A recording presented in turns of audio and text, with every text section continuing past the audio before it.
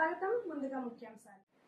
విశాఖకు ఐటీ కంపెనీలు క్యూ కడుతున్నాయి. ఇప్పటికే టీసీఎస్, కాగ్నిజెంట్, ఇన్ఫోసిస్ తదితర సంస్థలు కార్యకలాపాలు ప్రారంభించాయి. త్వరలో డెలాయిట్ కూడా రుషికొండ ఐటీ హిల్స్లో క్యాంపస్ ఏర్పాటు చేయనున్నట్లు సమాచారం. విజయనగరం పోలీసు సంక్షేమ ఆంగ్ల పాఠశాల విద్యార్థులు 10వ తరగతి ఫైనల్ పరీక్షల్లో 100% ఫస్ట్ క్లాస్ ఫలితాలు సాధించినట్లు ఎస్పీ దామోదర్ తెలిపారు.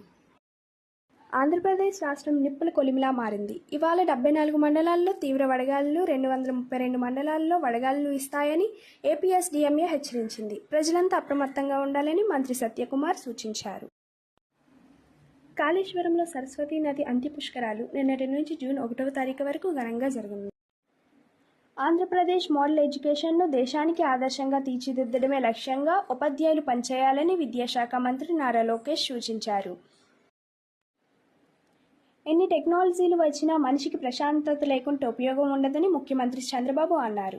బెంగళూరులో ఆర్ట్ ఆఫ్ లివింగ్ వార్షికోత్సవానికి చంద్రబాబు హాజరయ్యారు. ఈ కార్యక్రమంలో గోవా సీఎం ప్రమోద్ సావంత్, కర్ణాటక, హిమాచల్ ప్రదేశ్ మంత్రులు కూడా పాల్గొన్నారు. ఈ సందర్భంగా ఆర్ట్ ఆఫ్ లివింగ్ సంస్థ సేవలను కొనియాడని చంద్రబాబు, గురూజీ శ్రీశ్రీ రవిశంకర్ గొప్ప మానవతావాది అని పేర్కొన్నారు. సైబర్ నేరగాళ్లకు సిమ్ కార్డులు అందిస్తున్న 66 మందిని హైదరాబాద్ సైబర్ క్రైమ్ పోలీసులు అరెస్ట్ చేశారు. ఆపరేషన్ ఆక్టోపస్ 3.0 పేరుతో గోస్ట్ సిమ్ నెట్వర్క్ను ఛేదించారు.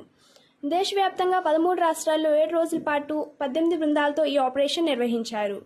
సైబర్ నేరాల్లో వినియోగించిన మొత్తం 1194 గోస్ట్ సిమ్ కార్డులు గుర్తించి వాటిలో 544 సిమ్ కార్డులు స్వాధీనం చేసుకున్నారు.